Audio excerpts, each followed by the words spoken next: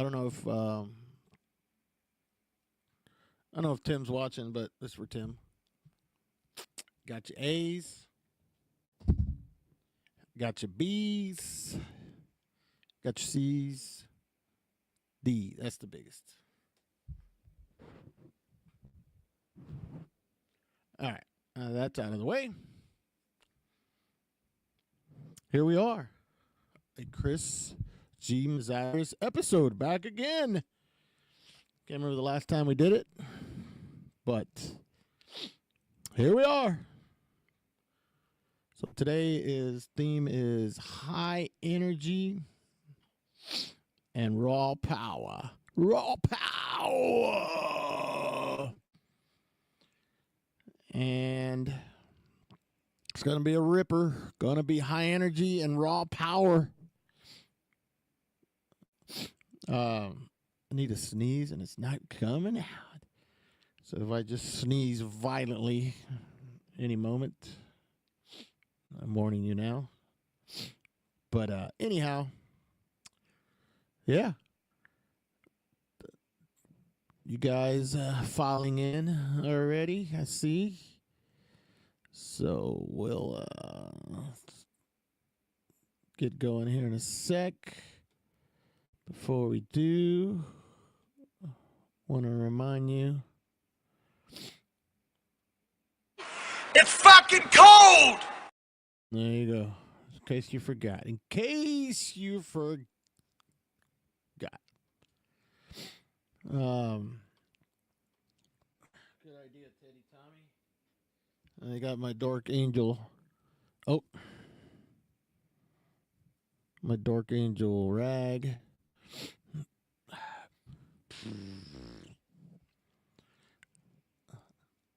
All right. Anyhow, so let's bring on the man of the hour. All the way from somewhere where it's fucking colder than here. And hold on, I'm getting sidetracked here. Sorry. All right. Anyway, let's bring him on all the way from Philadelphia, Pennsylvania. Hey. Evening. Wonderful to be back on JOABA. My boss, my friend. It's great to start the new year here. Thanks for having me back on the channel. 2025, end of January. Let this madness begin tonight. So Syrian howls from the Ophidian tomb of necromancy, brought to you by the Treaty of Cosmic Fire and the cult of the red and black snake tonight. High energy and raw power. There you go. All right, so I will let you take over from here. And again, at the end of the playlist, I'll come back and we'll answer a few questions and whatnot. So anyway, enjoy. All right. Welcome, everyone, again. It's an honor and a pleasure to be back here and entertain with some raw power and high energy tonight. That's always been the theme for music with me when it came to how I express my soul. Most of you know me enough to know that my expression is going to be at the most extreme levels. My home life is one thing, but my magical and creative side is completely other level. Endless layer upon endless layer of possibility for me.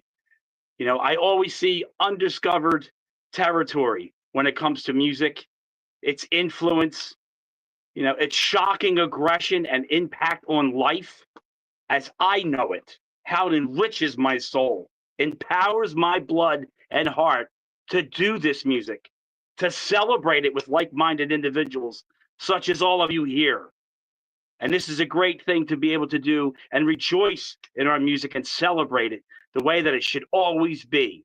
A communal family of people that love heavy metal music as its undisputed spiritual friend, its guardian crusader, the strength and rebellious soul that we have. This music is ours. Our ears are the doorway to our souls. Let the electric fire begin tonight. And this is all in honor to the cult and red and black snake, brought to you by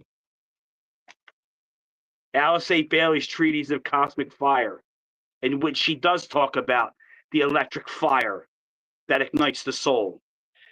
And that's really what I want to emphasize tonight. And there's just a whole plethora of different bands and songs and sounds, energy levels, the expression of extreme music. It doesn't always have to be blistering fast with blazing lightning speed. It could be just earth dredging, raw, stone cold power. You know, a cruel, slow motion, decadent uncertainty of just raw power to go with a cosmic thundering lightning charge through the soul of that high energy. So I'm celebrating all that with you tonight, and thank you all for being here. I want to get right to the music, okay? This is in no special order because I love all these bands specifically for either its high energy or its raw power. Either or, because to me, both are the best when it comes to expressing extreme music in the art form that I love to perform in and express that I just said. So there's no real number one or last. It's all equal, but I'm just placing things in a fashion that I feel really, listening to them back to back, really gave me a great charge and thrill, a great excitement. It bursts with such energy levels, you know, and raw emotion. So I listed these songs in such a way, and I hope that you could feel the same way that I do about this music, these songs, these bands. So let's begin tonight. One of the first songs that I want to play, it's the one band that helped amplify what black metal became by Venom birthing the origin of black metal. And there's no undisputed truth. Venom is the originator of black metal. It's not Black Sabbath or anything like that. It is Venom. It really, truly is. They've coined the phrase. They've marketed themselves as that way before anybody else did. It's theirs. But this band, shortly after them, took what they did. And in my opinion, this is all high energy. So I picked this song from Bathory. This is, to me, this album is the flawless album that they have. The entire album, start to finish, it just blisters and trailblazes an unrelenting path of unmerciful energy and tormenting chaos, riveting in your bones and your head. That power and aggression it has. You know, from start to finish, this album, it's flawless. So tonight, I want to celebrate the first level of high energy off of Bathory's Under the Sign of the Black Mark, Massacre. Right.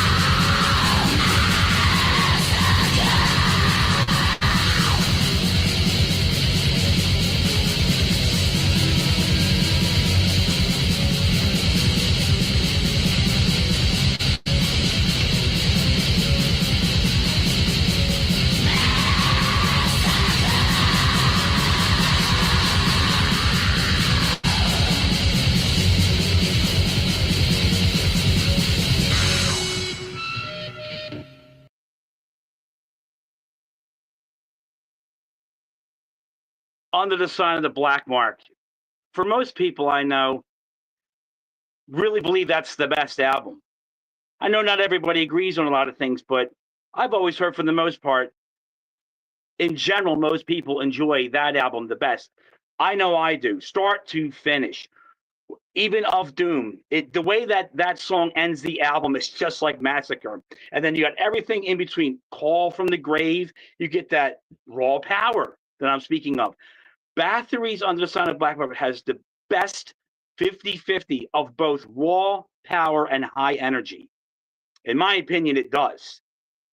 There's not too many albums that are better than that when it comes to that energy, that aggressive content that makes potent heavy metal music the extreme, aggressive, fucking cosmic tyrant that it is of sound. I love it. Well, my second pick here, this aim is to be more on a horrific, more of a raw power side. I just spoke of this band, and this album specifically, I feel, was at the end of their great legacy, the original trio. You know, and after that album, I missed them dearly because I, in a way, really loved the direction they were going with this record, you know, based on the first three and all the singles and Hell, you know, 7 Dates of Hell, when Venom, you know, did that wonderful video. They appeared on The Ultimate Revenge with Exodus and Slayer. I mean, all that stuff. You know, this album, when they did Possessed, for me, hearing that album was a deeper, to me, it was a more grittier, more absolutely unsettling darkness about the sound of the album. Maybe it's not the best produced, but as an overall sound of that album, it is a very bone-chilling atmosphere to it because of the way that the raw power of that album, the overall essence to me is raw power. Even though you got Fly Trap and you got when Power Driver, those songs just rip, rip, rip, go, Too Loud for the Crowd. But, you know, one of my favorite songs on the album is the title track. And the reason really why it has such a mark on me is I love the lyrics of it. And the way that the music is written and the lyrics are woven in to the raw power of its sound, that real unsettling atmosphere that it has. Because that's really what I think Venom's Possessed album has, is an unsettling atmosphere about it, the overall sound. But basically, one of the things that ever gave me nightmares, there's 3 that have given me nightmares as a child. And Venom's Possessed album links me to the nightmare. So I always had that deeper connection with this album for that reason. And one of the things I always was scared of was Barbara Steele in Silent Scream. If you've ever seen the movie Silent Scream, in the trailer, it shows that, you know, the camera's going up the dark hallway of the steps, and it's all these cobwebs. It's very dimly lit, okay? And it's creeping up the stairs, and you just see a hand break out of the stairs trying to grab you, you know, with a knife. I think she had it, or she just had her hand. And the staircase in my old house on Westmoreland Street resembled the staircase in that trailer, and it scared the shit out of me when I was a little kid. I didn't want to go up them steps without the light. I thought Barbara Steele's hand was going to come out of the steps and grab me. Another one that I was scared of was Jack Nicholson in The Shining. That look he had in his face when he killed when he killed the Scatman brothers. We slapped him with the axe. He got him, Mr. Hallerman, and he hit him with the axe. That look he had on his face when he kind of just leaned up with the axe in his hand and all the blood. Well, I live next to the railroad, as I told you before, my old house. And a lot of times the streetlights would be out, and if snowing was really deep in the winter times, like it snowed everywhere else around the country, Philly used to get hit with pretty good snowstorms in the 70s. Well, along the side of my house, the railroad, a lot of the lights would be out. So it was dark and creepy. I used to think Jack Nicholson's going to walk down off the railroad and chop me with an axe if I'm not if I'm out there when it's snowing like that. So I was scared of him. And the third and final one is the obvious one, is The Exorcist. I used to have reoccurring nightmares of Linda Blair chasing me in a huge, like, abandoned house or a mansion that just had endless doors and windows, but there was no way to get out. And she just flew around the house vomiting, coming after me, like screaming at me, coming after me. And all I did in the dream was constantly run away from her. I could never get her. She would catch up, and I would slowly get away, and she'd catch up. It was a constant dream I had. And the song Possessed off of Venom's Possessed album really made me think of them dreams.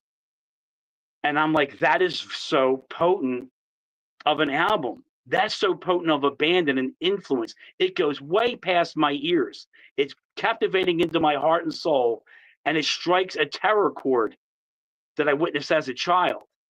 So for the raw energy end tonight, this is Venom off of Possessed. This is the title track, Possessed.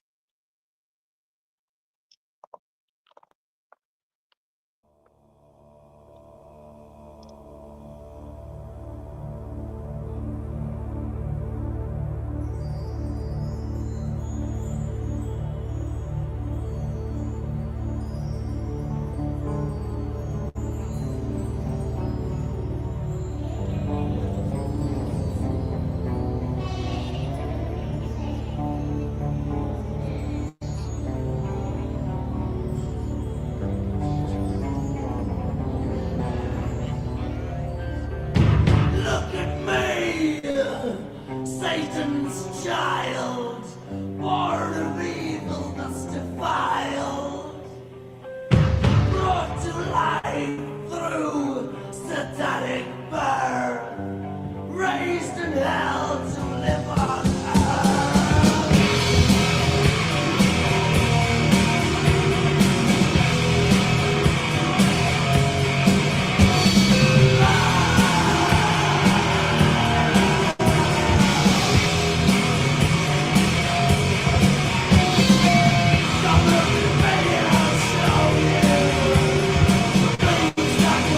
open your eyes. Come with me.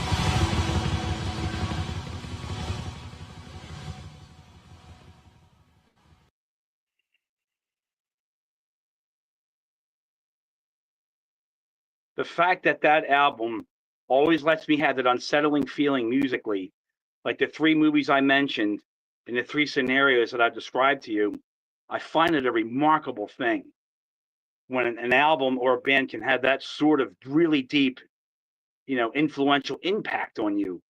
And the thing about it is, as the older I got, the more inspiring it became to be a lot more like that, investigate deeper into the occult, such as this.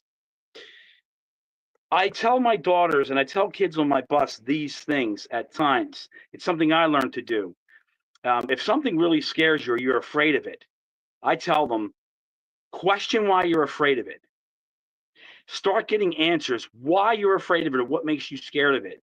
And the more you start questioning the thing that makes you afraid, the more you start realizing it doesn't have any power of you at all. You start commanding it, you start controlling it. It's like you eat that energy back, you eat it, you swallow it.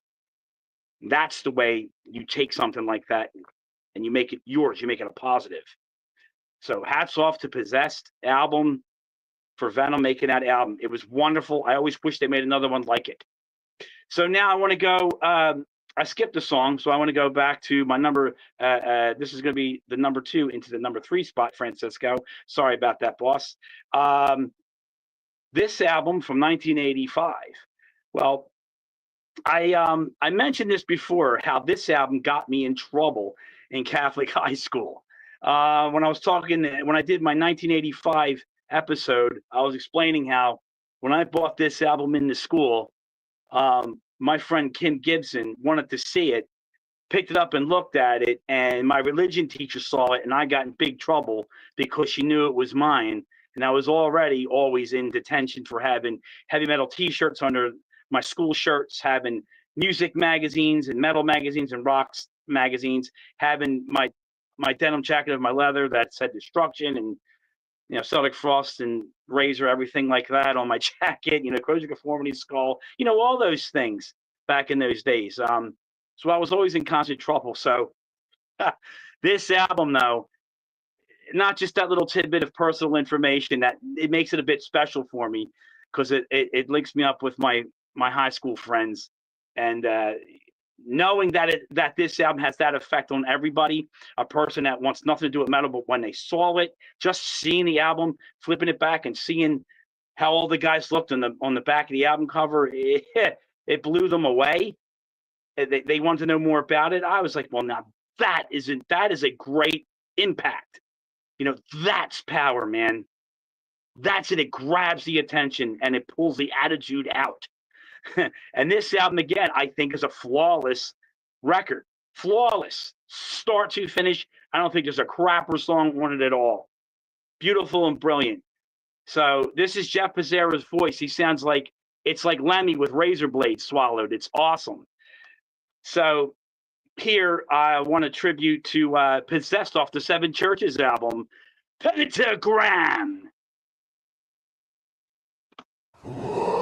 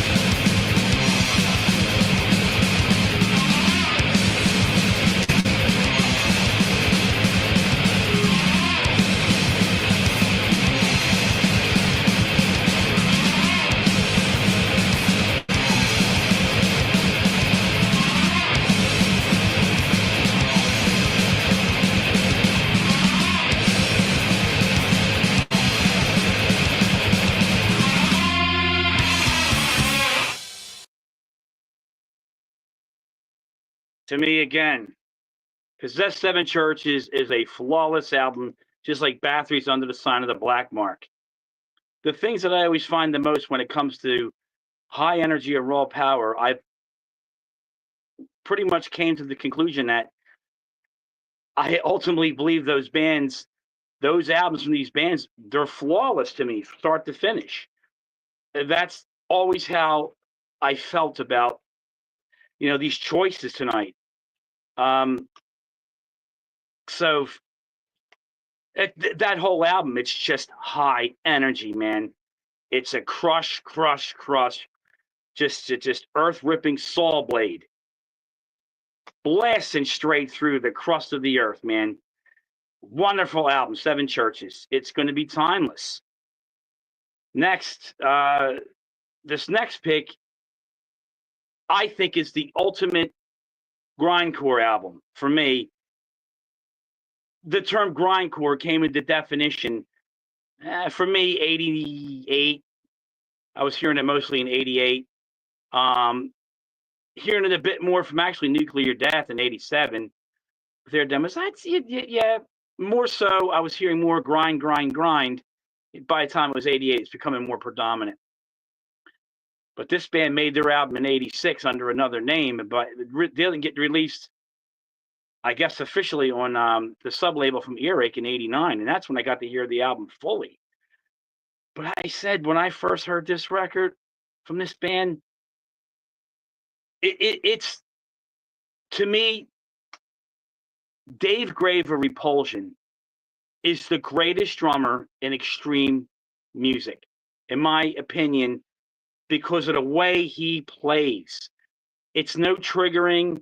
It's not like just this blast beat where it's just sounds like a sprinkler going off, like or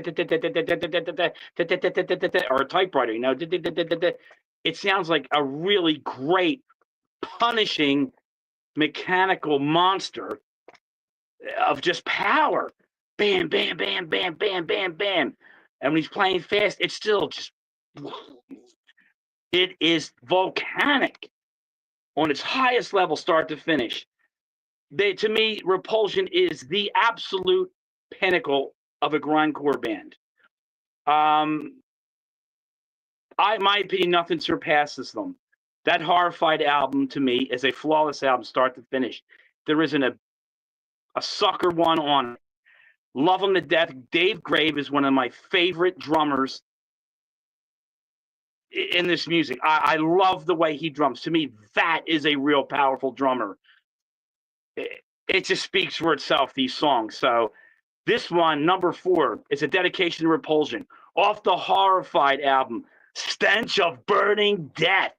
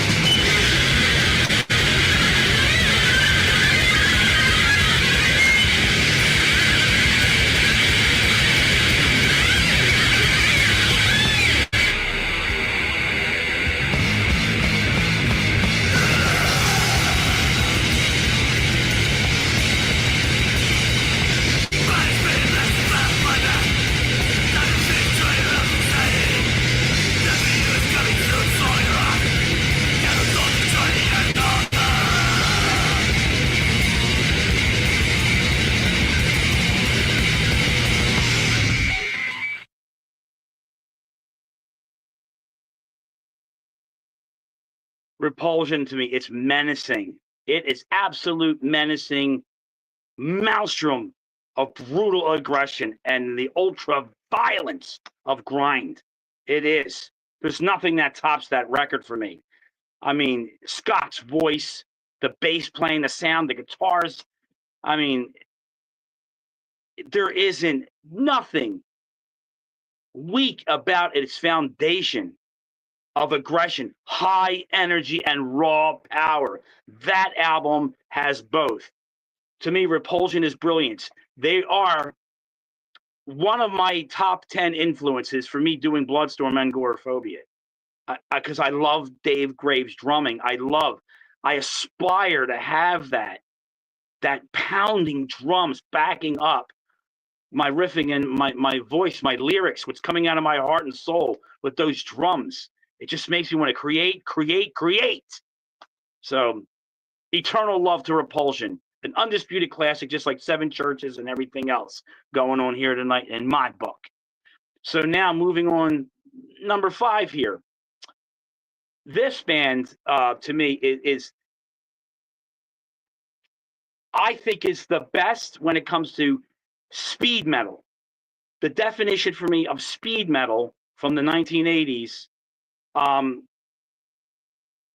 was a lot of bands that had a speed metal put in, speed thrash, speed death.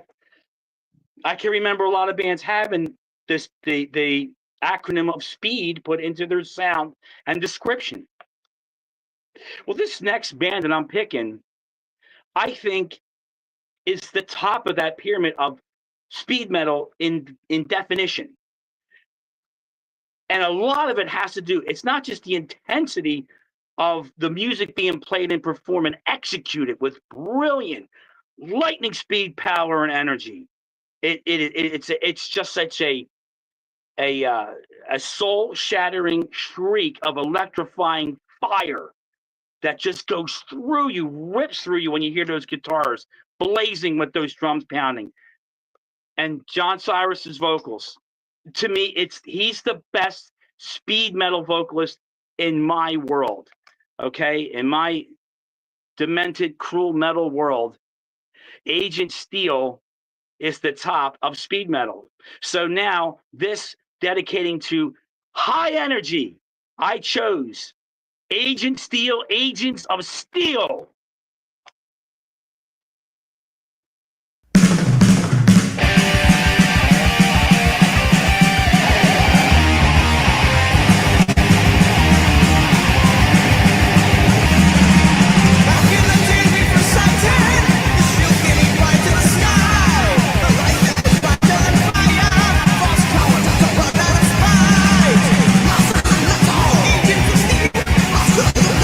Agents of Steel,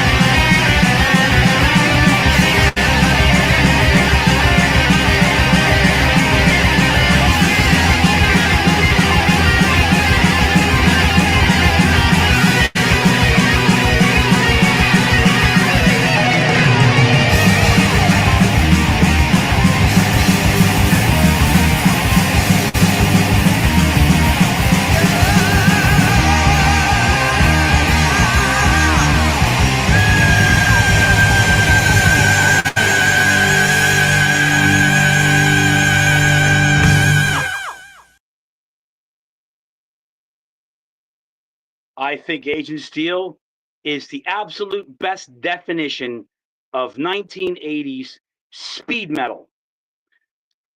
The intensity is 100% defined in their sound and energy. It is such an undisputed truth. That is such a powerful, captivating sound. It is the crucible of high energy, having that much aggression into it. It intensifies. It electrifies the soul. It's a thrilling sound. So my hat's off to Agent Steel on that Skeptics Apocalypse album. Even Mad Locust Rising, their albums are great. I love it. I love John Cyrus's voice. I think he's absolutely great. For me, Agent Steel, that's the definition of speed metal from the 1980s in my world. So I want to share that with you folks. I'm going to keep this moving. Now, this is a band was influential to Bloodstorm day number one. Definitely one of my top. They're in my top 5 for bands that influenced me over and over with and to me, this band, for me, is only a demo band, and they released a 7-inch with 2 of the demo songs we recorded. I think it's one of the best South American bands, and I think it's one of the best, like, I would consider them a speed death thrash band. That's what I considered this band I'm picking next, to focus on the duality that they have. They have raw power and they have high energy in all their songs, both demos. And I hear something new every time I play this band. This is why I say raw power and high energy is the crucible for survival and extreme music. And that's got to be the future of where this all lands, with us continuing in these traditions.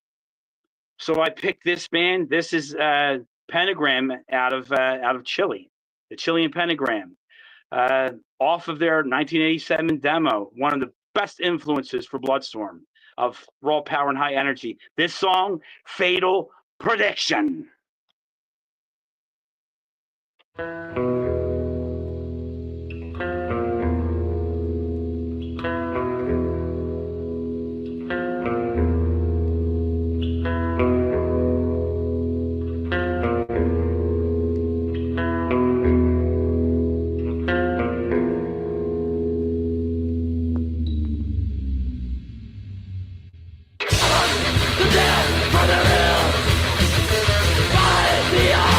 Of the dark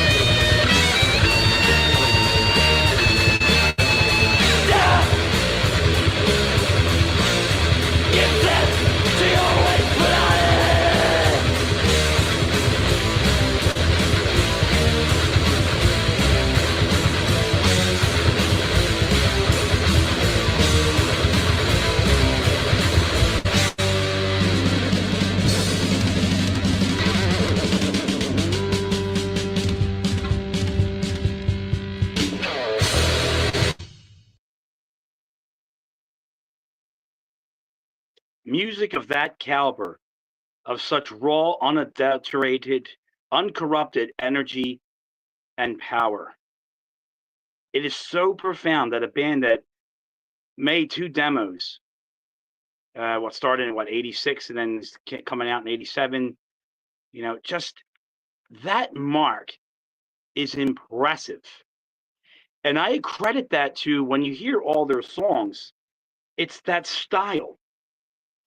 It's a no compromise, straight to the matter of high energy and raw power.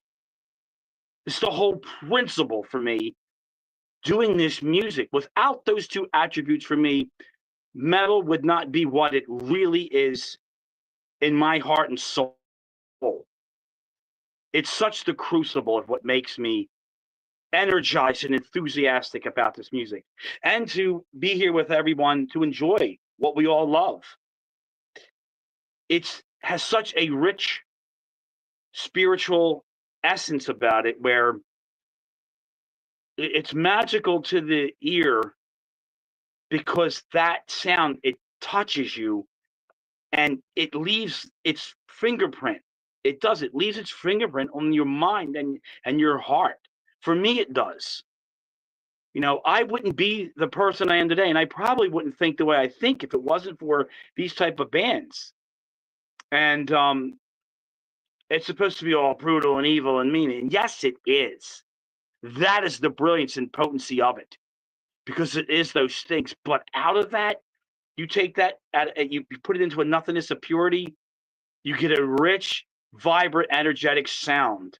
You get this stillborn egg out of the universe, and you concoct your own will and destiny through the power of its sound. High energy and raw power. And this next pick here is right along the same lines as Pentagram, and for me is the number one band that is the definitive reason why, when I stopped Agoraphobia and I want to do Bloodstorm, this band with 1 demo was the mark of all marks, the core of my being, inside my Dath. My Werdathian was ignited from its stillborn egg in the cosmic unknown certainty of power and aggression out of its chaotic beauty, the brilliant twisted sounds that unsettles your flesh and your mind. It opens your mind to unfathomable possibilities of corrupt definition and distorted power of will, and what you can energize and create out of it. It's such an enthusiastic and rich, concoction of sound in these 4 songs on this demo. It was the blueprint for Bloodstorm for me. And out of the great state of Texas, we know this band and we love this band. It is the core heart of me creating Bloodstorm, truthfully. This is Necrovore, Mutilated Death.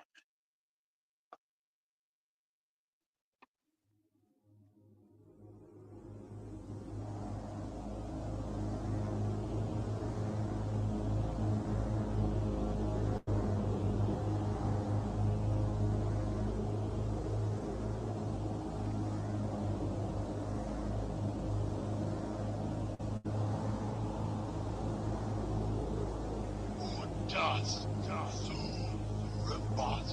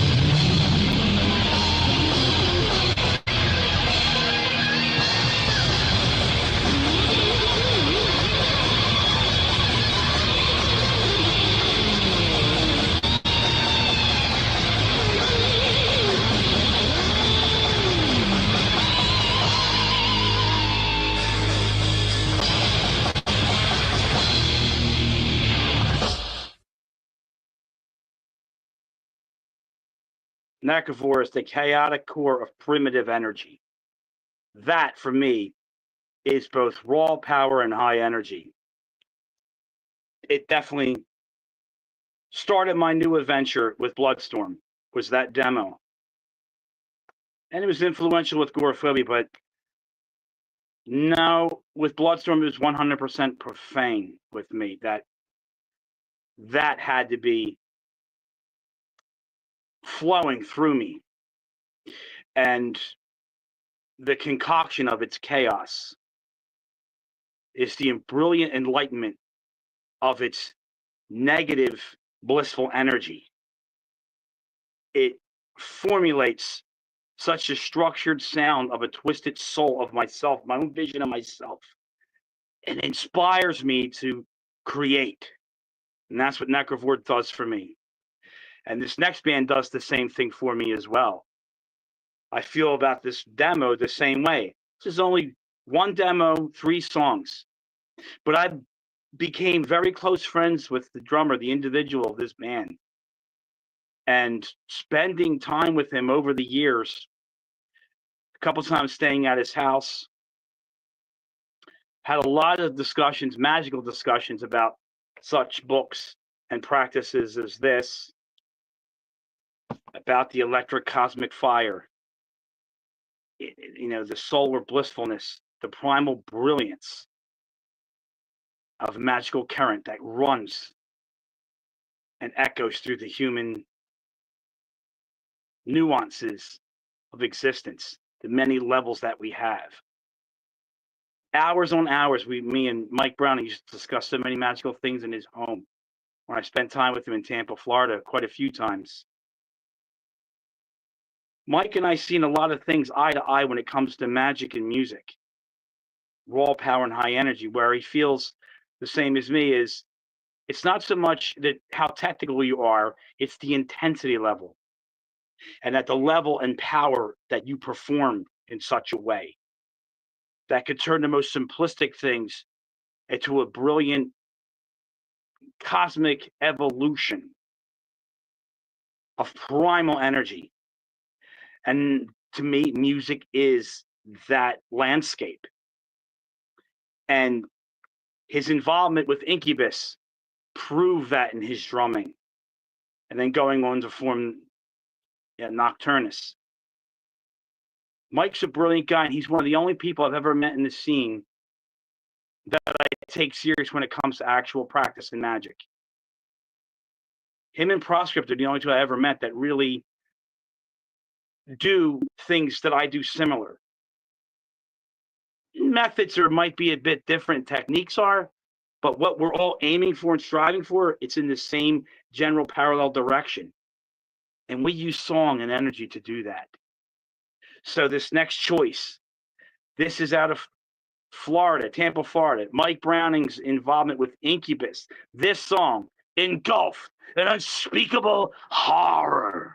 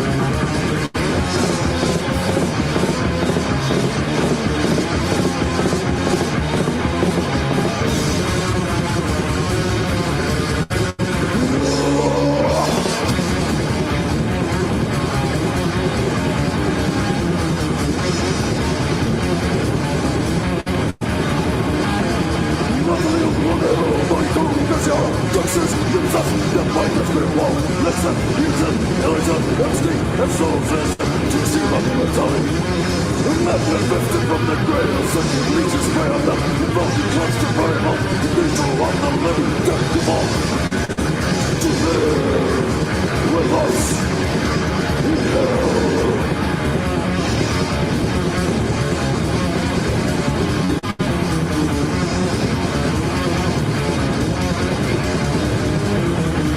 Escape the wounds I go to beyond noticing. Reach for the principle, dominant distances. Control of awakening, just psychological, keep closing eternally. Manifested from the grave, as like reaches prey on them. Looking up to perfect force, the angel of the living to fall, to die with us in hell.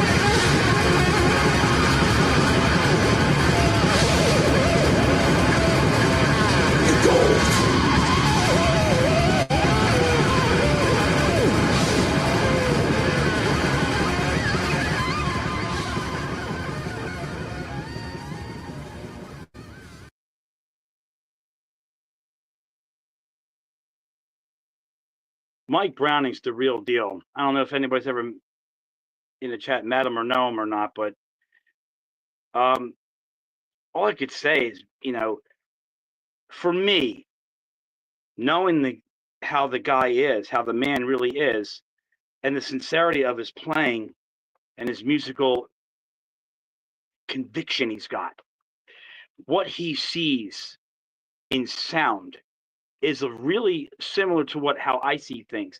His expression is different than mine in ways, especially in Nocturnus, where he likes to. He's so much more of a science fiction buff. I'm more of this sort of road warriors, like the Gang Warriors, 1979, end of things when it comes to expression that way. And it's just the social environment that I was brought up in contrast to what he was brought up in, which was more private. But it's really awesome how potent a person's musical energy will attract and pull you in to that same planetary vessel of sound and energy. And Mike and I have described these things before, just having discussions, listening to the song. I just remember a great deal sitting in his jam room discussing a lot of these things with him, magic and theory, and just what we think about music and why we like it so much and everything. And it's no wonder why individuals like him I'm gravitated to more, because there's so much in depth. It ain't just the sound of the playing. What I like is the lyrics, is the thought going behind what the sound is generating. And this next band I'm attributing to is for me, this next act is everything and so much more. As an example, there's two girls that when I drive my school bus, and yeah, I don't drive my school bus like this. Not at this school, at my one school, I did it one time for Halloween. But there's these two girls that sit up front pretty much every day that get on my bus. A 7th grader, her name's Deanna. And then an 8th grader, her name's Kaylee. She's an 8th grader. They're both artists, okay? And they know that me, Mr. Chris, I like my heavy metal, rock and roll and such, but I really don't play this stuff on the bus so much yet. I mean, they get Sex Pistols and they'll get, once in a while they might get Oz or Saxon or something, or a Judas Priest song here and there. I can't get too nuts, because I just kind of can't. But anyway, but when they ask me things, I tell them flat out, and I don't hold nothing back. So they, like I said before, if somebody fears something and you don't understand why you're afraid of it, you must question it. Because when you question the fear, it's no longer a fear. It becomes a tool, it becomes an element of yourself that you use at your discretion to get what you need, to satisfy the things in your life that give you empowerment. Power over fear is a brilliant thing, and it can be done by simply just asking the questions you need to ask is why? Why is that way? I need to know. I shouldn't be, I'm afraid of it, but I have to know it. So these two girls asked me a couple times about, some of the stuff that I do. I'm very light about it. But I will talk about bands. And this band in particular I talked about because lyrically, visually, conceptually, sound, energy, everything is the absolute, it's a galaxy of mutated life forms, pre-human evolutionary uncertainties roaming around the galaxy, to far forgotten out of human nature, long forgotten humans that have passed far beyond into something a lot more cosmically unchained. This band for me does it all with every song on every album, and it started with their first Principle album. So I mentioned this band and this sound specifically because they both like horror movies. They both like art that is considered, they like things that are out of the ordinary and captivating. They catch them. They have that about them. And I thought, what better way to introduce them into a band? If they're going to ask me a question, I can introduce them to this band on a level where the extremity will match the questions that they're asking me. If they're willing to take the adventure and listen to what I'm saying, and perhaps one day get curious enough and put this record on and listen to it and understand the world they're creating out of their dark, unsettling art. And I showed them the cover, and I told them the album title and read the songs, and they were drawn back by it. They were like, wow. They never heard nothing like it, but they wanted to know. So I gave them this band to check out. Hopefully one day, young artists will take a band like this and could see past a cover or a guitar note or a drum set and put the whole thing together and collaborate the same way I did when I was 13 years old here in this record. The band impacted my life past this planet Earth and beyond. one of my top 4 influences when it comes to bigger bands. Usually they encompass everything that I think and feel and speak of and live when it comes to my entertainment energy level on music. They are raw power and they are high energy. So for this, hoping the influences reach the youth of today, I chose Voivod off of War and Pain, Warriors of Ice.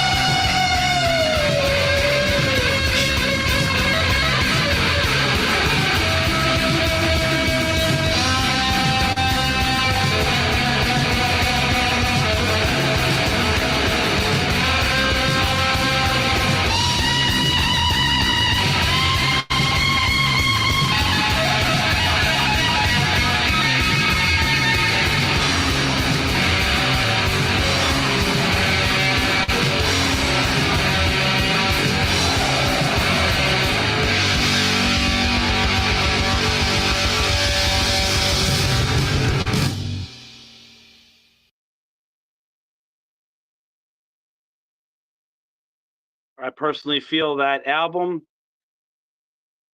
for kids that I know that the school that I drive for, when they need a new adventure and they're looking for something really more powerful or extreme to get into in an artistic realm of things, this is the band I point them to. So hopefully that legacy will live on through the youth of today, like all the other bands. So I always pawn Voivod off on a lot of kids when they ask questions, because I think it's a lot of rich ideas, very adventurous band that gives you all the extremity that you need in metal. Okay, song number 10 here. This band, basically, I feel this band will turn you into a mean motherfucker if you aren't already.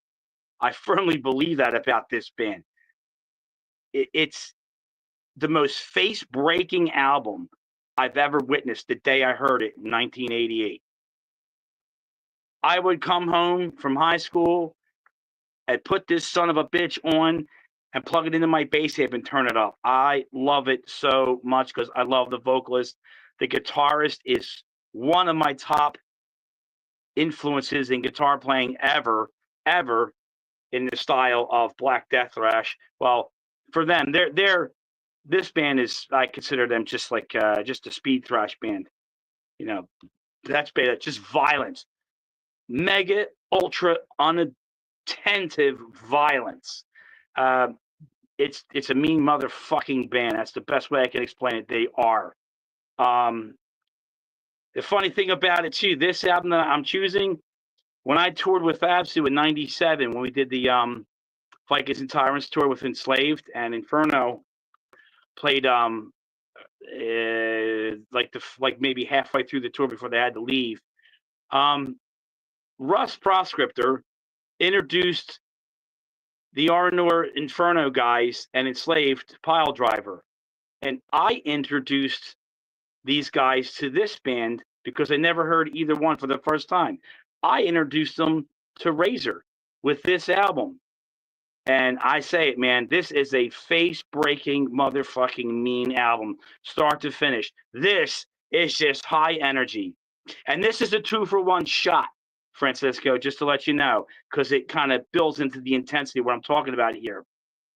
So the excitement when people have on their face hearing this album for the first time, it's rich. So with this high energy album, this is Razor off of Violent Restitution, the martial arts into hypertension.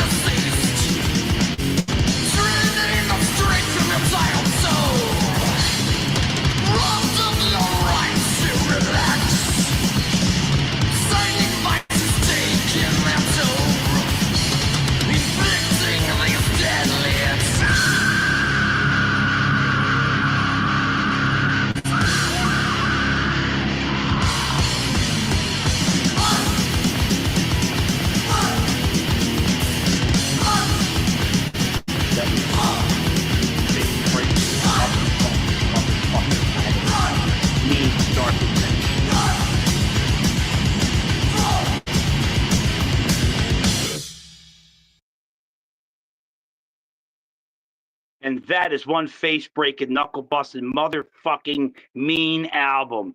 To me, that's one of the meanest, nastiest, violent albums you can get, in my opinion, and me. Start to finish. No fucking weak shit, nothing compromised there. Start to finish, man. Just high energy. High energy. The potency and violent brilliance of that. Well, that was Razor with Violent Restitution. Martial arts into hypertension. Oh, that whole album, start to finish. And you should see the look on the face of Enslaved and Aranor Inferno guys when they first heard it too. They couldn't believe what they were hearing. I was surprised they never heard those bands yet. But it's like anything else. You can't expect everybody to hear everything at all times. I mean, nobody does. But it's such a great thing when you get to play something like this for people that never heard it for the first time. I mean, that just makes this music so much more of a gratifying, treasure to have. So that's hats off to Razor, forever a high influence for me and for Bloodstorm. That's it. Now this next act, band, song I'm choosing, this one I have to put up to my number one woman in heavy metal history for me. My number one woman in heavy metal history for me that drove me to do Den of Sin.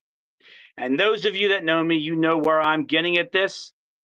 She's, to me, the best voice that symbolizes the energy, the feminine energy, poised at such a great level of enthusiastic songwriting execution combined into its sound. The energy that it formulates out of her high power, and just the raw heavy metal push of the song. It's a punishing heavy metal band, very punishing. I mean, it's like they write lyrics like Venom, okay, but they play like Saxon Judas Priest in a sense. Like you combine the two. You combine like Motorhead, Venom, Saxon Judas Priest, except you get this band. And Kate's voice, for me, I say she's just true. She's the pinnacle, the top voice in heavy metal music for me. So dedicate this one to Kate Delambre and to Belgium in general. I think it's the best female-fronted heavy metal band ever, in my opinion. So this is Acid with Maniac.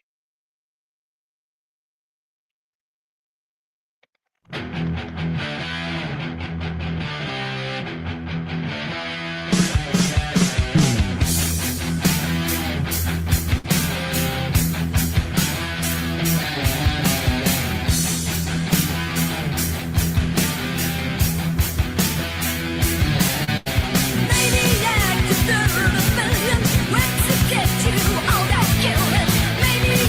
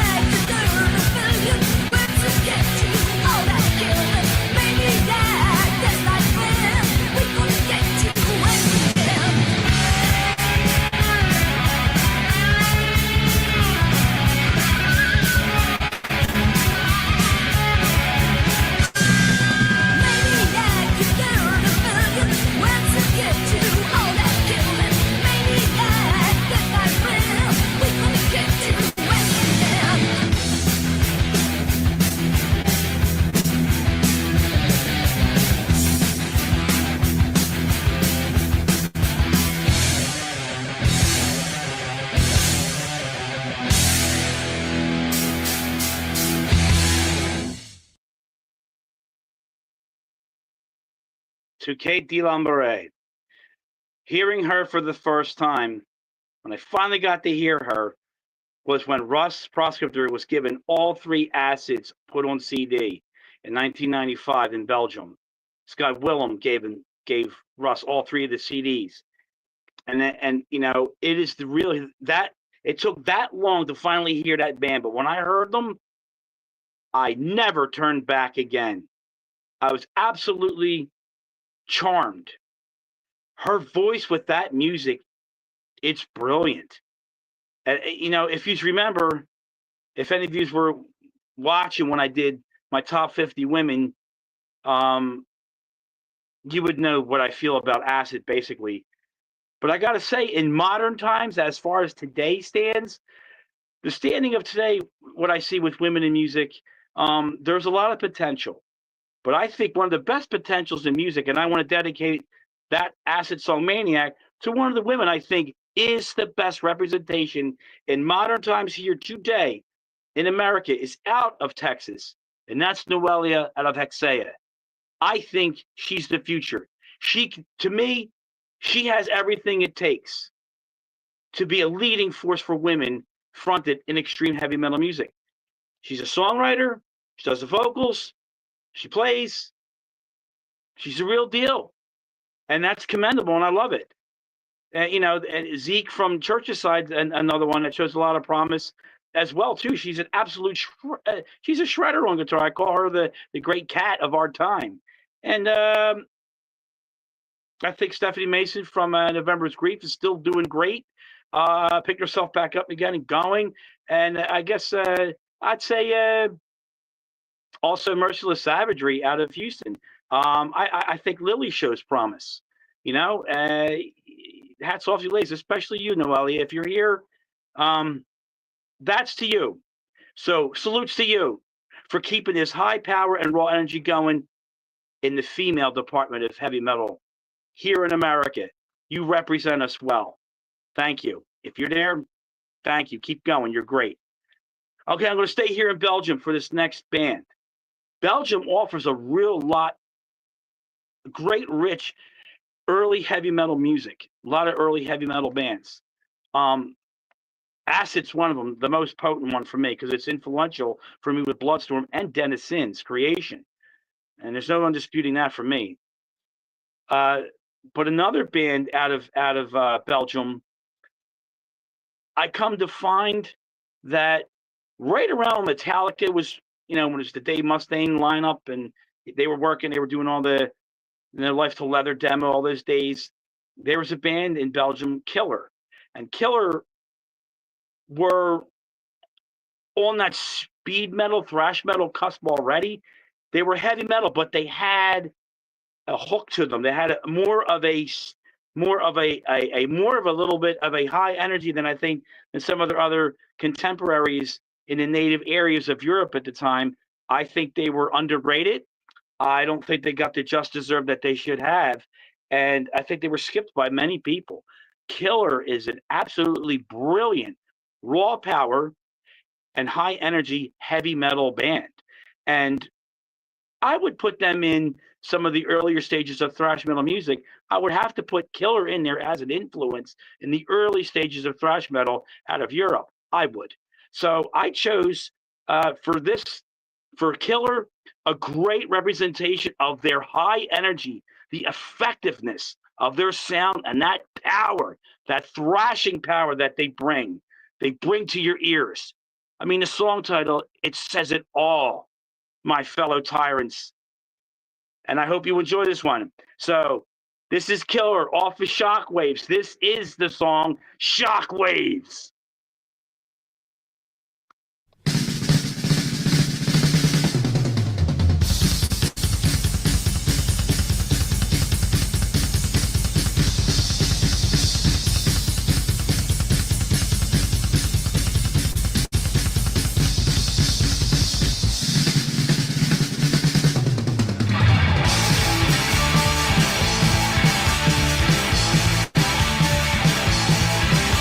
I knew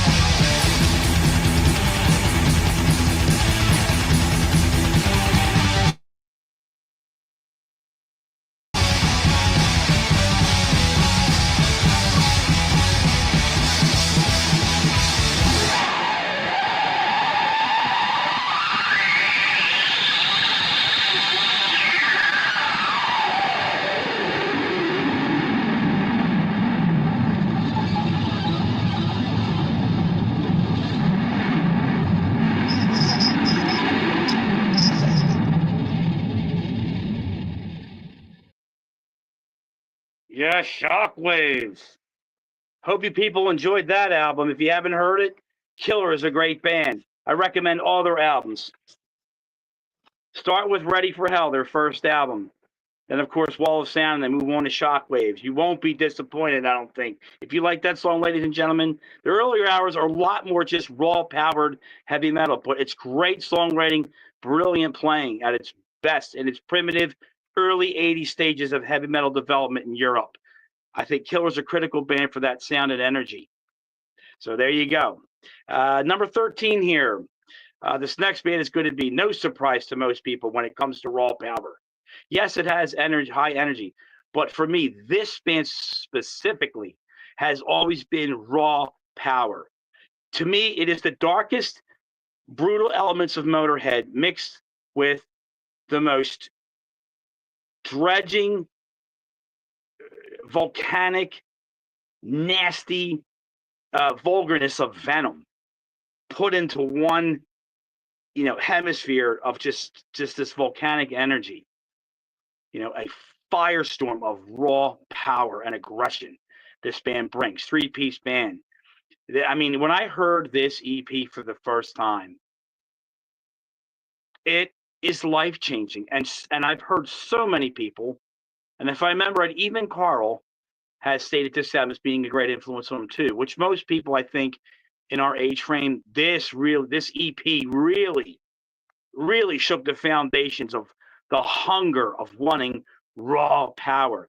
And like I said, I found them to be the most brutal raw end of Motorhead mixed with the nasty, ugly aggressiveness of Venom. That's how I just envision this band. It's the most potent, raw power, that I feel. And it's this EP does it all. These 5 songs. It's absolutely stunning. And it is something I would recommend to new people, younger people in the metal scene as well. Whenever I get the chance, I spread this wonderful gospel of Sodom. But this song I picked off of In the Sign of Evil, I picked specifically for the bass part toward the end of the song. Drove me fucking wild. I was already into bass because of Kronos. But hearing Tom Angel Ripper's bass sound with his voice sounding like he's dying, just that he's dying in agonizing fury and violence. Oh, it's the most beautiful conceptual horror sound. And that's why I picked this song. So off of Sodom's In the Sign of Evil, Sepulchral Voice.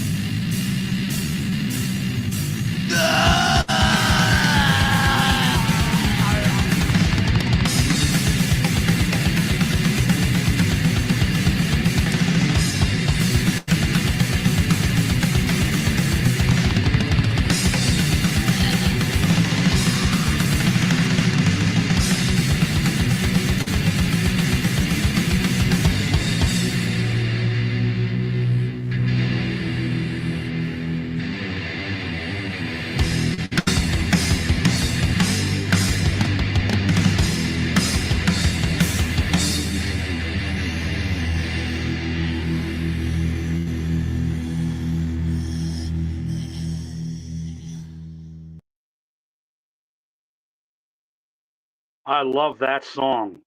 That bass sound and it's inspirational. How can you not love that raw power? That's what I'm talking about. That's the things that make things the crucible of heavy metal influence. You know, that there's no undeniable tone in your soul that can get past that sound. If you love extreme music, that EP is one of the best, I think.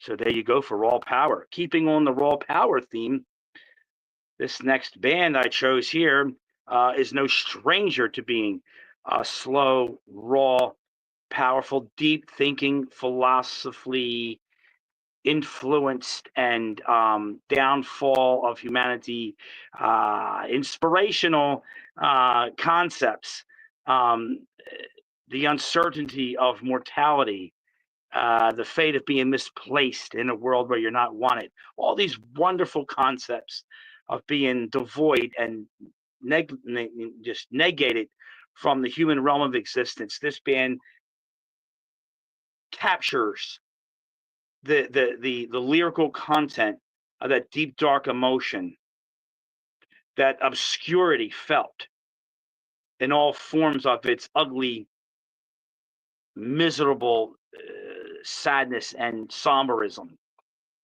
They do it the best, most wonderful, and create a beautiful world to travel in, to see it unfold before your eyes and feel the intense, raw power of them. The best album, I thought, for me, is this song I'm going to be playing off it.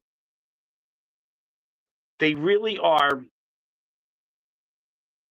what took heavy metal, underground metal, absolutely to new steps in direction that no one's done before them. So looking back and remembering how they were thought of by critics in magazines and articles written about them, and reading interviews, they definitely were their own world and created a wonderful this civilization, a chapter of a civilization that may have existed at one time but was completely wiped out and forgotten, but yet somehow these stories can hold true out of the somber visionary through song, sound, the way vocals are used, the lyrical description. To me, they are equal to Voivod when it comes to lyrical description that goes with music and theme and concept. Their influence is potent in every single aspect that I do in music, and there's no undeniable mark of it. And I would never deny that proud feeling I have to be influenced by such a great, endless band of inspiration and creative uncertainty in their sound, their lyrics, the themes, the content, the art. Everything about them is the definition of like creating a world out of nothingness, but yet forgotten as fast as it is born. I don't know how else to explain it. It's a beautiful thing. So this next pick, this is Celtic Frost. And the best album I thought was To Megatheron. It had, for me, it is I'd say one of the top 5 when it comes to an all-around general in my life of metal music and history through my 53 years of life. This album is in my top 5. I have never felt such a great emotional content from a heavy metal record that has such a great, dark, grimacing energy that captivates my imagination more than Celtic Frost ever did. And Celtic Frost To Megatheron is the album that is the best descriptive for my soul, for my being, for my realm of excitement. So I enjoy this song because this has a little bit of the high energy go with its raw power right from the start. So Celtic Frost offered To Megatheron, the usurper.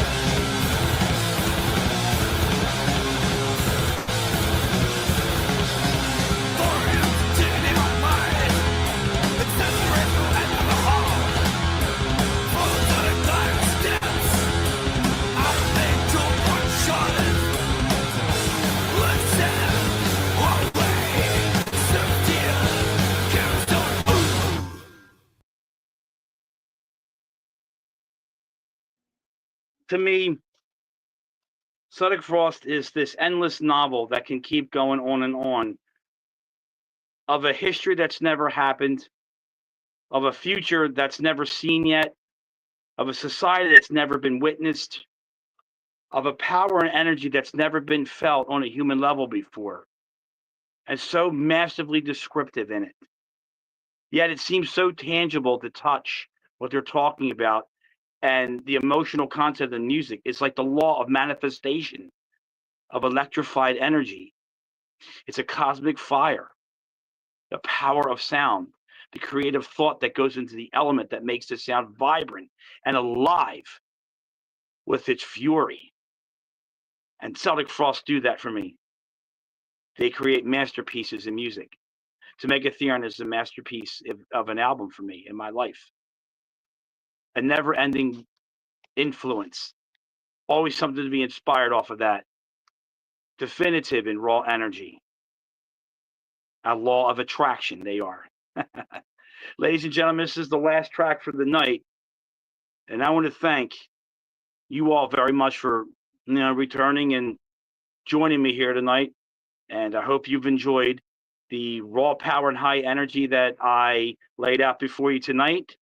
This is indefinite salute to the cult of the red and black snake, indoctrinated in the treaties of cosmic fire. And may the Satyrian howls, Ophidian necromantic spell rip through your souls with raw energy, raw power, and high energy. Excuse me. This last song for the night, at the time period, I was 14. Very critical year for me as a teenager. I mean, I think everybody has their critical years as a teenager, first experiences, quite a few of them, at 14 on a personal level. And when you're that young and you already know what you want to do from years ago, when you're hearing bands like AC/DC and Kiss and The Who and Rush and, Judas Priest, etc., and then you finally get to hear the Venom, the Slayer, the Saxon, the Iron Maiden, and then it births, Celtic Frost, Voivod, and a lot of the other bands mentioned earlier. This band, this album, because really, I'll be honest, it may be an unpopular opinion, but I'll be honestly true. This is the only album that's I consider good. I don't consider the other albums I have them. I don't consider them nowhere near as energetic or have the crucible formulas for raw power and high energy like the sound of this album does. I actually love the tone of this album so much that I wanted to capture a bit of it when I did Bloodstorm's Ancient Wraith of Ku album. I took this record in and told the guy down at Masterworks on Delaware Avenue here in Philly, I said, I would like my album to have the tone of, Possessed Seven Churches, but I'd really like to have it the tone of this album because it's one of the most picture-perfect soundtracks to the ugly, ruthful aggressiveness of raw power and high energy. So this last song for the night, I dedicate to all of you. And I hope you enjoyed it. And hopefully they'll come back again and we could do this again. Thank you for being here with me tonight and joining me. So I say Syrian salutes and Satyrian howls of Ophidian necromancy. This last track for the night, with its raw power, is Bulldozer off the Day of Wrath. Welcome, Death.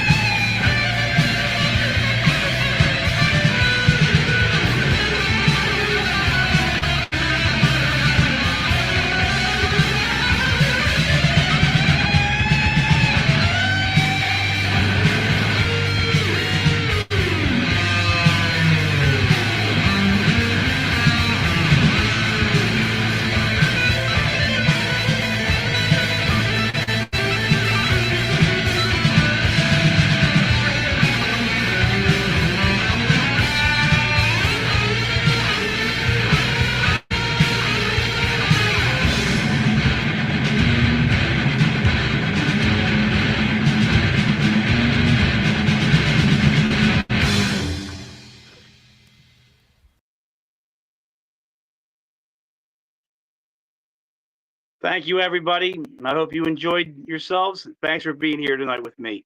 It was an honor and a pleasure, man. I hope you were all entertained. Thank you. I'm glad to be part of the family with you here on JOABA. Thank you, folks. Whoa. All right, there you go. Playlist. Thank you, boss. Is over. Yeah, that was a very that playlist is a lot of the stuff that I enjoy as well, and I think everybody here appreciates Glad to hear it. that. You always throw some stuff in that, you know, something in there. Do I? Like Killer. I'm not, too familiar with Oh, that yeah, band. yeah. You don't know that band? I thought you knew that band. Nah, not really. No? I think I know it from like maybe you playing it or whatever, but that's about it.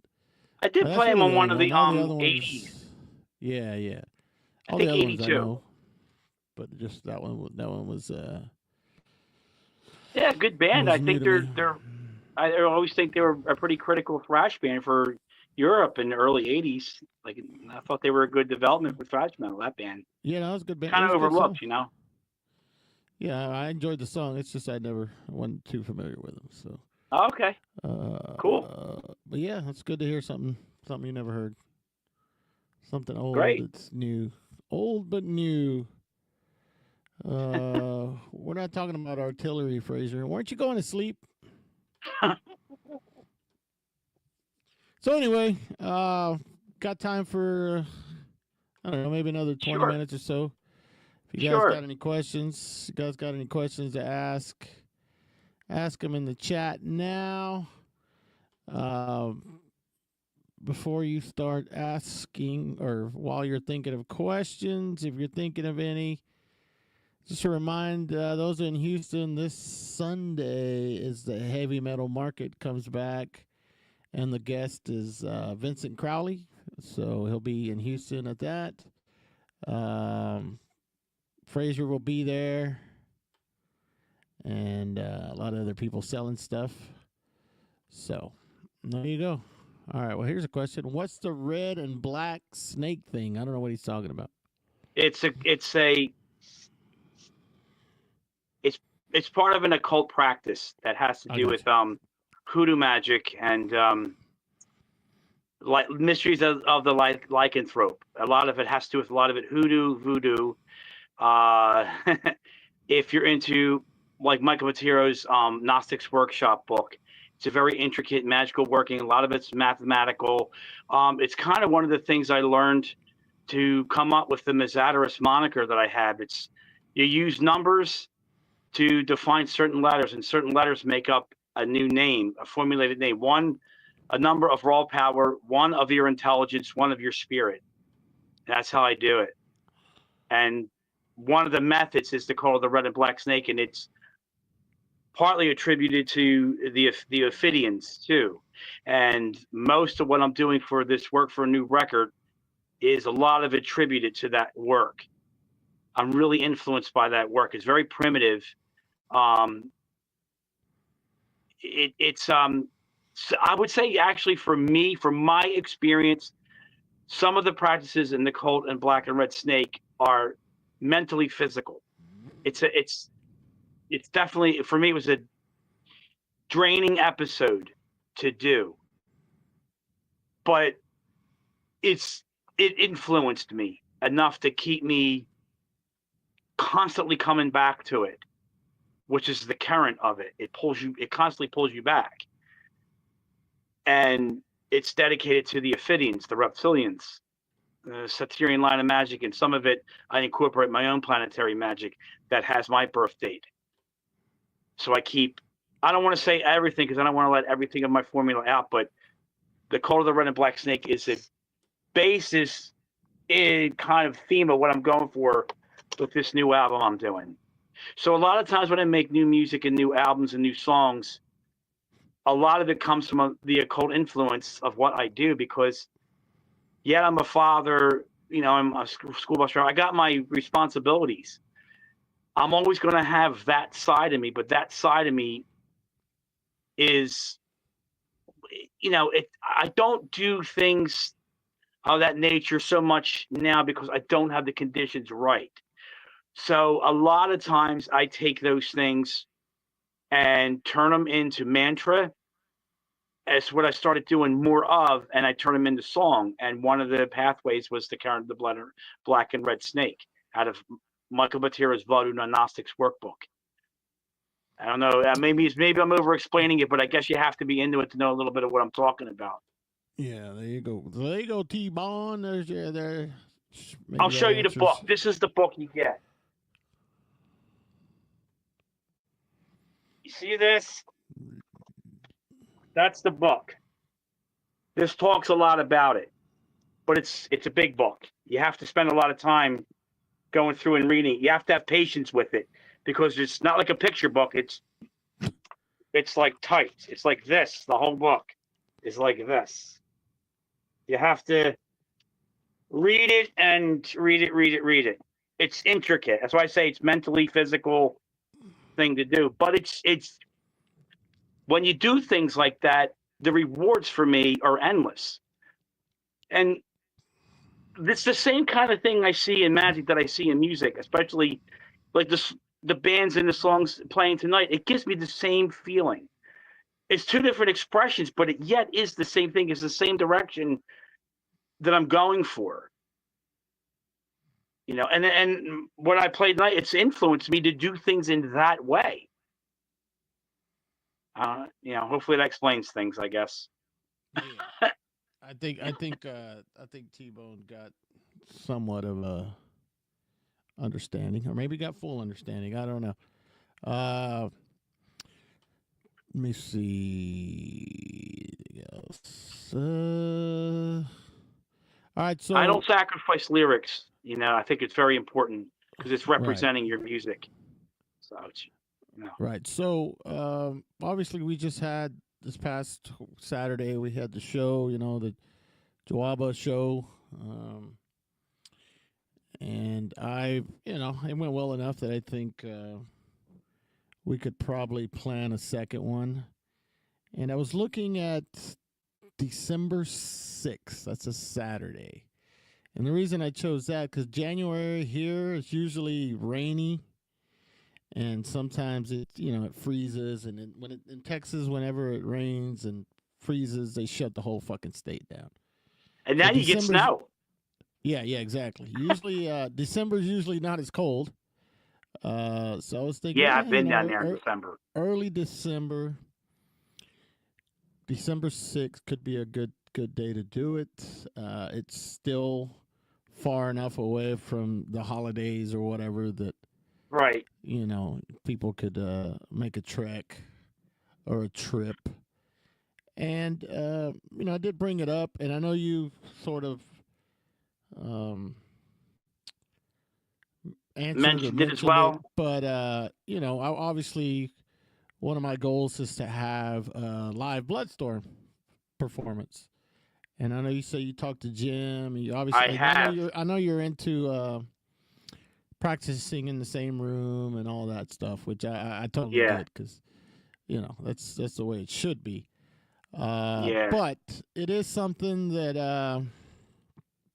I think would go over pretty fucking great if we made that happen. And I know it's not because you don't want to, but it's just something to think about, and maybe we could make it happen. So those of you that missed the one this past weekend, you have quite a bit of time to prepare for the next one.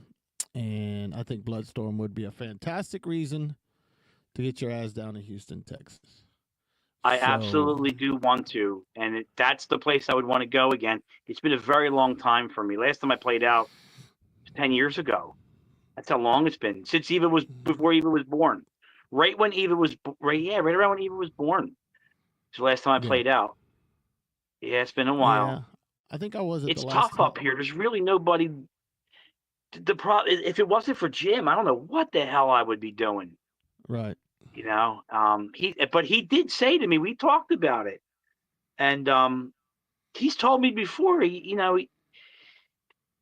warming up to the idea. He's like, well, if everything's right and it's taken care of, and everything's taken care of, and the timing's right, if it's well planned, I would, he's like, I would play out with you, Chris. I would go. Well, I go do a show with you. He calls me Mr. Chris too. I call him Dr. Jimmy. He calls me Mr. Chris. Because the kids on my school bus call me Mr. Chris. So that's funny. I just call him Dr. Jimmy all the time.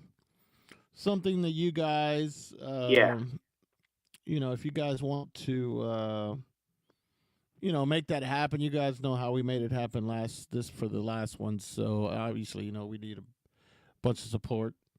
I'm getting very close to moving. As soon as that happens, Francisco, that's when I can start planning things. Right. Well, I've been still stuck here. I was at family court yesterday. It's just the shit sandwich. I got to bite once in a while. It's annoying, but I'm still, and my plans are still going along. It's just, it's life being held up. Yeah. So not by my choice. Trust me. Yeah, I hear you. So if maybe a little under a year, that's what would be your final. What would be like your final time you would really need to know by? What would you like to have your time frame to get an answer? I honestly, I think the last one we did it within 3-4 months of the actual thing happening. So you have 6 months to decide, maybe more. Half a year. Yeah, you got more than half a year to decide. Okay. So, yeah, I think, and like I said, January is just because the weather is just so unpredictable here, and we actually got really lucky. We actually got really lucky because there was pretty much the city of Houston was shut down for the past couple of days. So I heard Rose let me know too. She showed me pictures. Yeah, so that's one, and that was just a couple days after the show. So it could have easily been Saturday and Sunday, but you know what I mean? So it don't bother me up here, man. Well, here we do. So that's what I'm saying. Yeah, I know. I get it. You guys don't get what we get. So I get it, man. And it could affect traveling and all that stuff too. So, definitely. So anyway, that's something to think about. I have plenty of ideas for doing another one. But I think it would be absolutely perfect if Bloodstorm was involved in the next one. I'm going to put a foot forward and saying, I want to make it possible. Right. But I will make it a definite thing by the time it's the summer, because by then I should be relocated and everything else by then. Right. I'm going to put one foot in there and say, count me in as of now. Right. Is that fair to say? Or absolutely. I think, I mean, if you guys that travel, I know there's people already that flew down or whatever that's like, dude, you should do this again. They're already ready to come back for another one. So I was like, yeah. Yeah, it's great. I want to tell you once again, my friend, you have the best mind frame for doing this. You really do. It's great seeing somebody like you take the reins like that and putting yourself out there for $5 to have a show where it's no scene political bullshit. There's no club garbage politics going on. It's a community of people that love music and just want to enjoy each other through song, through music. It's the most simple, best way to be in life. And I think a lot of people forget those qualities. It don't take much to have happiness and friendship if it matters to you enough, because everybody can make it happen in the easiest way. It's simple to do, I think. And what you did, I think, is brilliant, and I applaud you for it. It's great. Everybody it was wonderful just to listen to y'all chat last night about it and everything. It was great. I think you built a great community, Francisco. You really did. I'm very proud to be a part of it. I'm very honored you let me do shows like you do tonight. Give me this platform. It helps me out. It really does help me in ways to cope with things. So thanks. It's obviously a pleasure to have you here. And if you weren't good at it or engaging, then I would have probably said, you know what, it was good for one time, but no, I appreciate I don't want to be a boring fuck. I'm all about the underground and keeping it for what it really was intended to be. Not you do a fantastic job. Not some corporate fest or some, booking agent. And you're not using nobody for a personal gain either. You're not. No. Boom, that's it right there. Everything falls into place that way. Yeah. So yeah, it was a lot of fun, and like I said yesterday, I couldn't have done it by myself. I just kind of steered the bus, if you will. And everybody else, jumped in and got in their seat, and we made it happen, right? So yes, you did. So it was exceeded my expectations for sure. That's great. That really is great to hear. I mean, from the get-go, the place was, pretty much, it was alive from the get-go. Before the first band went on, it was alive already, and people were just having fun, having a good time. Hey, I hadn't seen you in a while, and so it was. If people think I'm bad on this thing, wait till they get me in person that don't know me already. Yeah, get in line. But yeah, no, it was just like I said, trying to keep the true spirit of the underground. You do, and everybody there. You guys were all brilliant, obvious.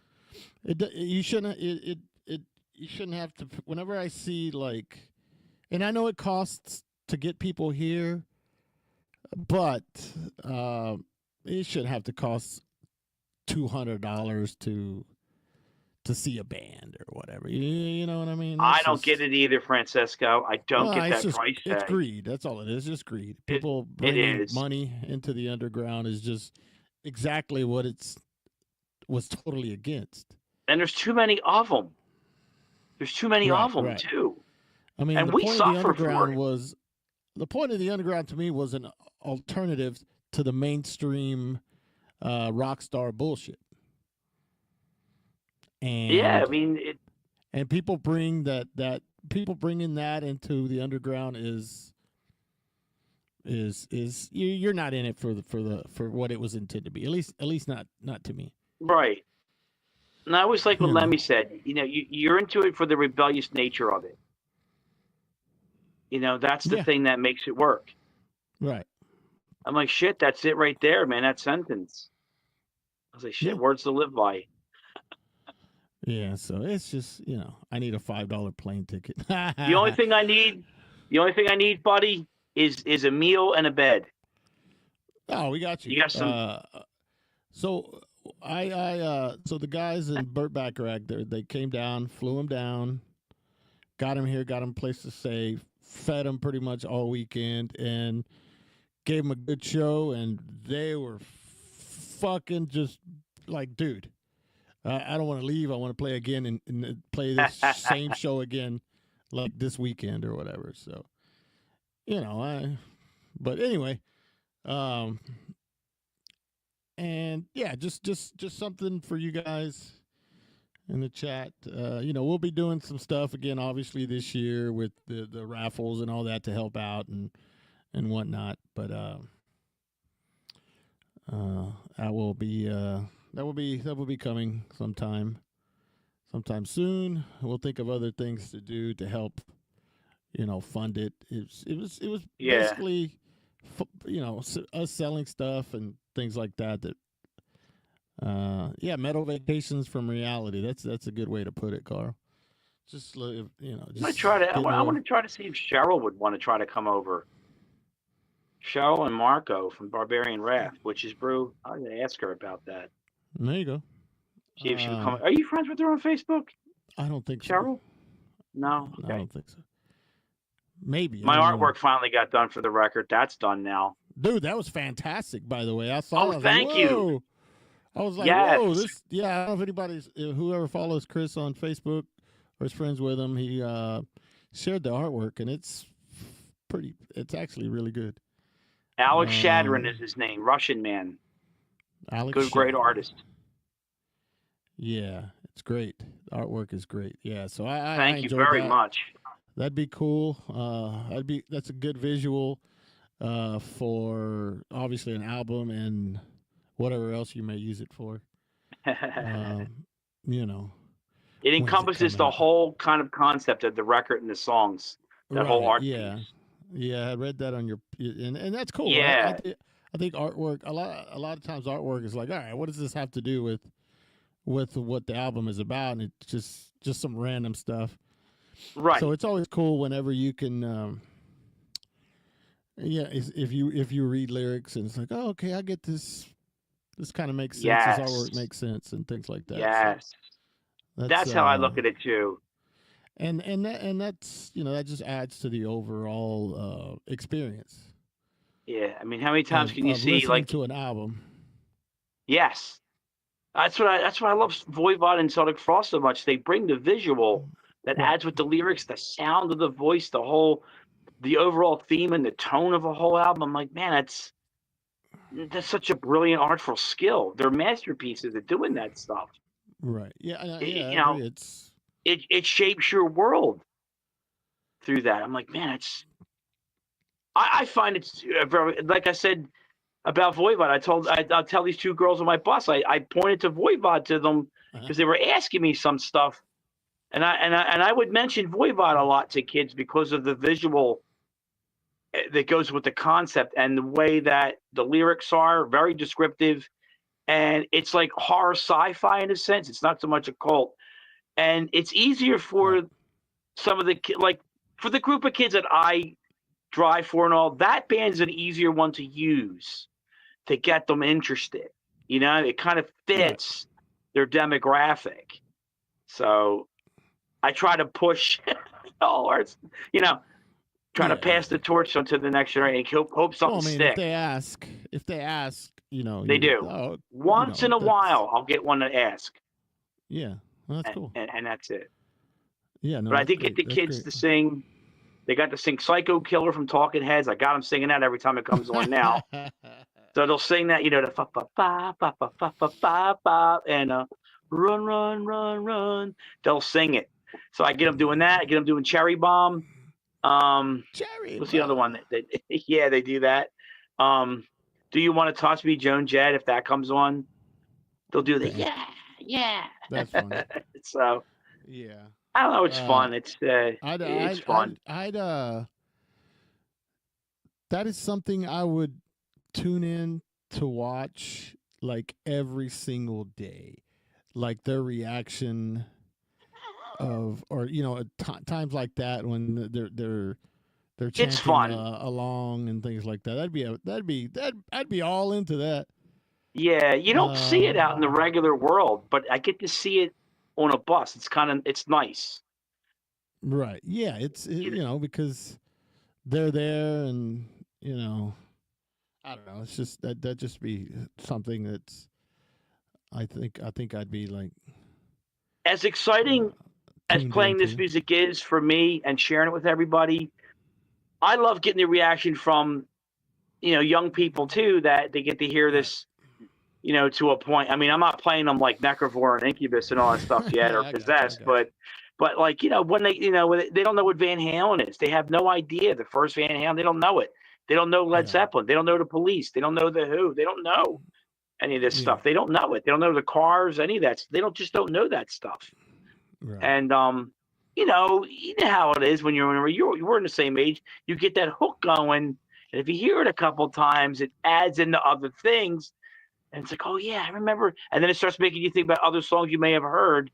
Yep. And then when they hear it, you go, oh, that's the song I was thinking about.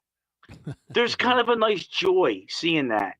It's small, but for someone like me, I enjoy seeing it. Well, because I know what it did for me as a kid.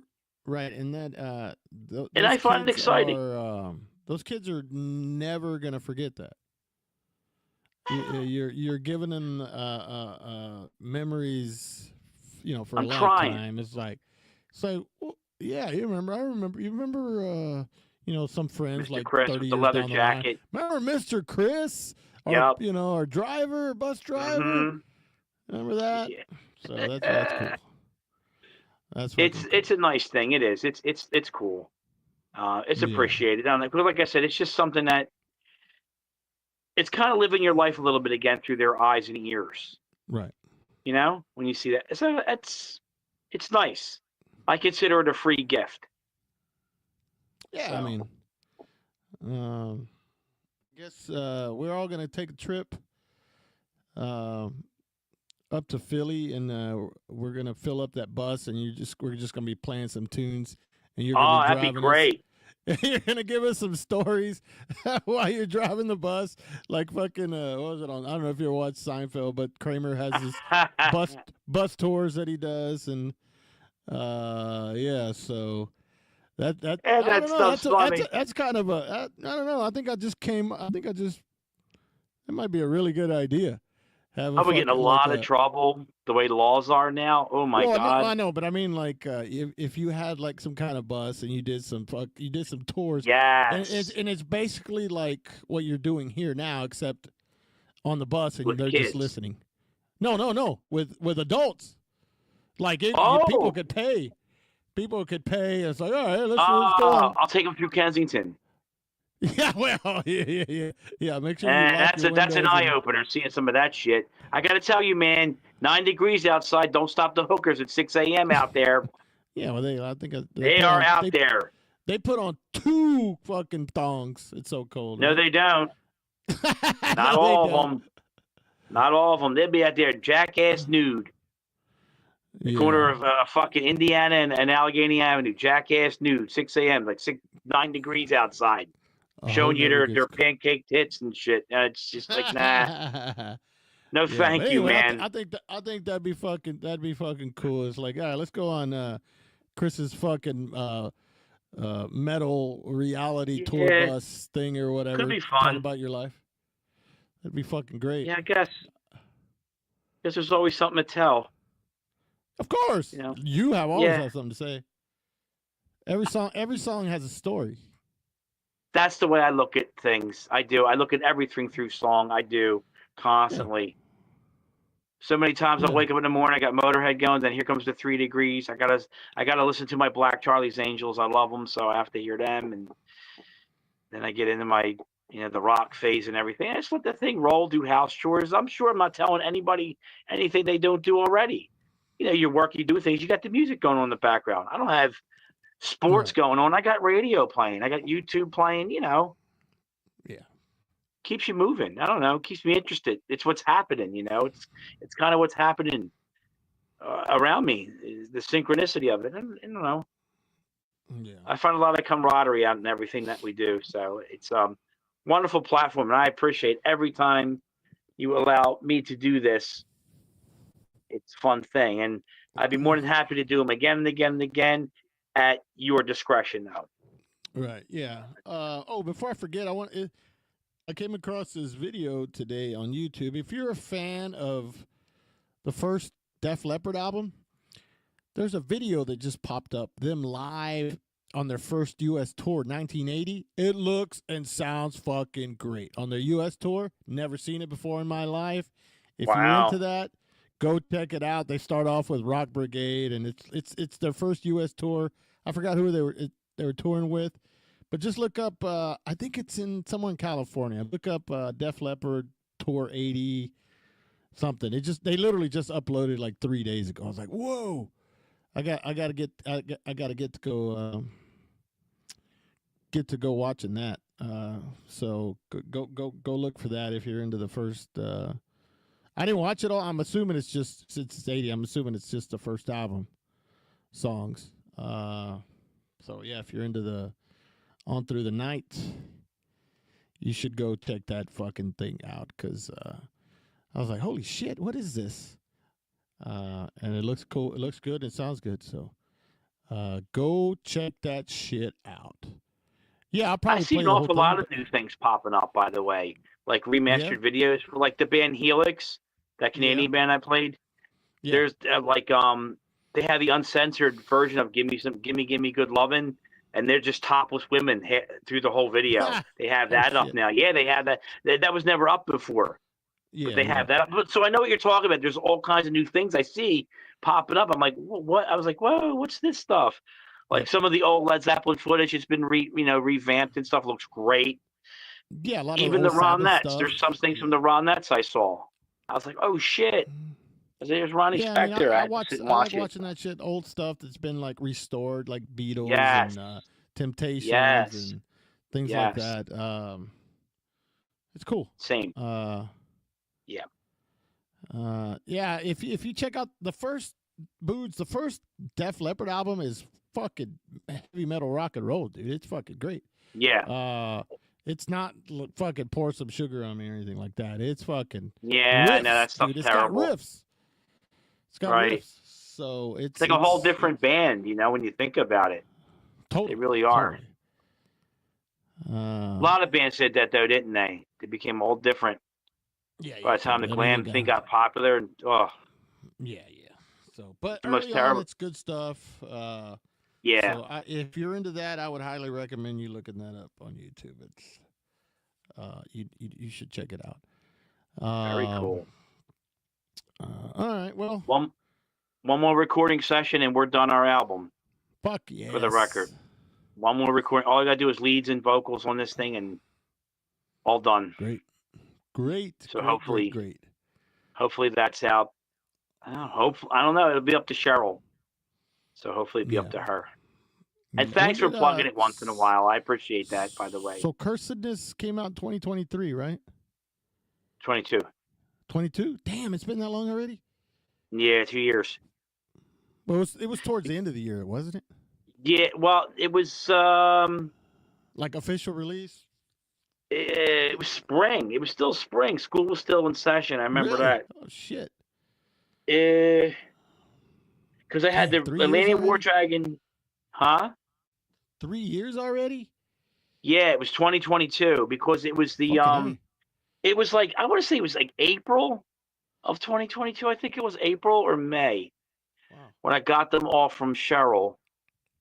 Atlantean War Dragon was out March of that year. The original repress was out that year. Yeah. Jeez. Because that.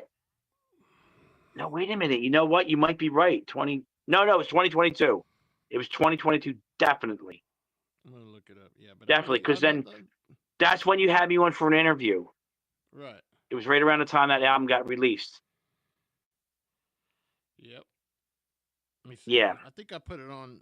Yep, 2022. Yeah. That's right.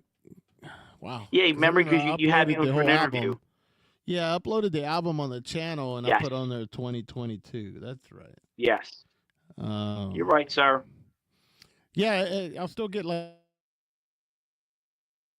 random What's that? comments for that video. I out. was like, whoa, I just heard about this fucking album. I was like, well, better late than never. So I said people, I still get comments on that video saying, oh, cool, I never heard this album yet. I hadn't heard this album yet, like 2 years after the fact. I'm like, oh, cool, better late than never. Thank you.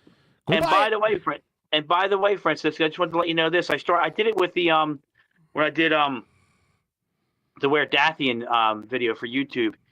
I'm always gonna I'm gonna tag your channel on all my videos from now on. Yeah. For a link at the you know how at the end they show the other channels and stuff. So I'm making sure I tag JOABA on every one of them I do from now on. Yeah, you can do that in like the description if you put like @ and then the JOABA #1, and I will get a notification say, hey, you were tagged in this video or whatever. But that's all. I think that's all that shit. I thought you get the same result when you. Yes, there's going to be a new Bloodstorm album. What was that? Now, somebody asked if there was a new album coming out. I was like, yes. They have one more song left to complete, and then you got a final mix and master, right? Yeah, Jimmy, the songs that I already have up on YouTube, they're basically done. There's maybe they're about 90, they're about 85% done. Those ones. Jimmy's doing them both in blocks. He does everything right there at his house because he can. Right. Cheryl just says, hey, let him do it. He's got all the ability to do it. She's like, I don't need to touch nothing. Right. So, but that's what Jim does. He's building that stuff from scratch. Yeah. So he's got the time and yeah. Yeah. So awesome. It'd be cool to have him and JD get together one time, because I know JD does a lot of that stuff, and yeah, he's a tech guy, and Jim's definitely a tech guy. He's a mechanic too, a brilliant one. I mean, he rebuilds muscle cars. Yeah. The only thing I build is probably a bad case of hemorrhoids. God damn. I'm just fucking around. Well, all right, guys. We're going to cut it here. I got to get going and go to sleep. But again, great fucking episode, Chris. Thank you. See when we can do another one. You guys share this thing around and get people watching it, and please.